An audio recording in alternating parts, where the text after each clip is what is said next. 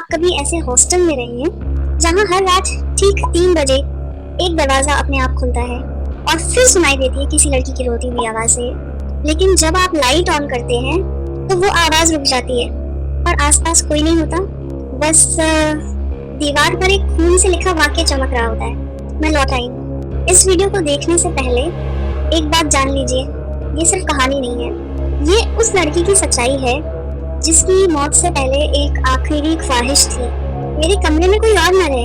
अगर आप दिल से बहादुर हैं तो ये कहानी हेडफोन लगाकर अकेले देखिए, लेकिन याद रखिए ये वीडियो सिर्फ डराएगा नहीं आपको। हॉस्टल की रातों, ये कहानी है लखनऊ के एक गर्ल्स हॉस्टल की नाम था शांतिवन गर्ल्स हॉस्टल, जो कभी एक सरकारी अस्पताल हुआ करता था। हॉस्पिटल बंद हुए 25 साल हो चुके थे, लेकिन कहते हैं कुछ जिंदगियां ऐसे ही बंद नहीं होती।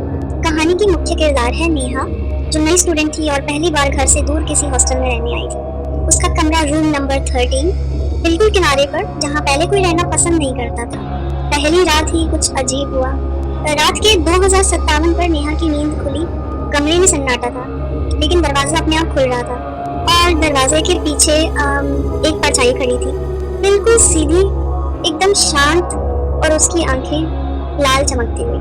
नेहा डर गई, लेकिन आवाज नहीं निकली। अगली सुबह सब कुछ नॉर्मल था, जैसे कुछ हुआ ही ना हो, लेकिन अब कमरे की दीवारों पर नाखूनों के निशान दिखने लगे थे, जैसे कोई बार बार उन्हें अंदर से नोच रहा हो। नेहा ने वार्डन से पूछा, मैम क्या पहले कोई इस कमरे में रहती थी?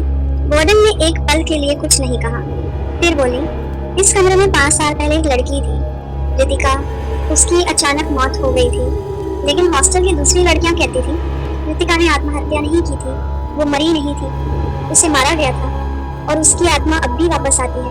अगली रात नेहा ने महसूस किया कि कोई उसके तकिए के पास सांस ले रहा है। जैसे ही उसने आंखें खोली, एक लड़की झुकी हुई थी, चेहरा सड़ा हुआ, बाल बिखरे और गला कटा हुआ। वो सिर्फ एक बात कह रही थी, मेरे कमरे में कोई और क्यों है, बाहर निकल जा। नेहा बेहोश हो गई। जब होश आया, उसने अपनी रूममेट पायल को सब बताया। पायल कांपते हुए बोली, रितिका की आत्मा अब भी इसी कमरे में रहती है और जो भी यहाँ आता है वो या तो पागल हो जाता है या गायब हो जाता है। नेहा ने सीसीटीवी कैमरा लगाया। रात के 3 और 5 बजे एक लड़की दीवार के अंदर से बाहर आती दिखी। उसका चेहरा साफ नहीं था, लेकिन उसकी आंखें लाल थी। वो नेहा के कान में कुछ बोलती है, मैं नहीं चाहती कि तुम मरो, लेकिन तुम्हें जाना होगा। नेहा भागने की सोचती है, लेकिन वार्डन उसे रोक लेती है। वो एक पुरानी डायरी देती है, रितिका की आखिरी डायरी। उसने लिखा था, मैं नहीं मरी थी, मुझे मार दिया गया था। मेरा कमरा, मेरी आत्मा, मेरी प्यास अब भी अधूरी है। नेहा उसी रात डायरी को उस पुराने बंद कमरे में रखती है, मोमबत्ती जलाकर कहती है, रितिका ये तेरा था, अब मुझे माफ कर दे।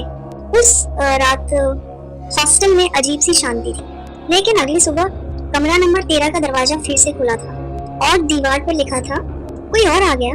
क्या रितिका को सच में शांति मिल गई, या फिर हर बार जब कोई नई लड़की उस कमरे में आती है वो फिर लौट आती है? क्या आपके हॉस्टल में भी कोई कमरा है जो हमेशा खाली रहता है? कहीं वो कमरा नंबर 13 तो नहीं? अगर ये कहानी सुनकर आपकी रूह कांप गई हो तो एक लाइक जरूर ठोको और कमेंट में लिखो 13 नंबर से दूर रहो, ताकि दूसरे भी समझ जाएं कि डर सिर्फ फिल्मी नहीं होता।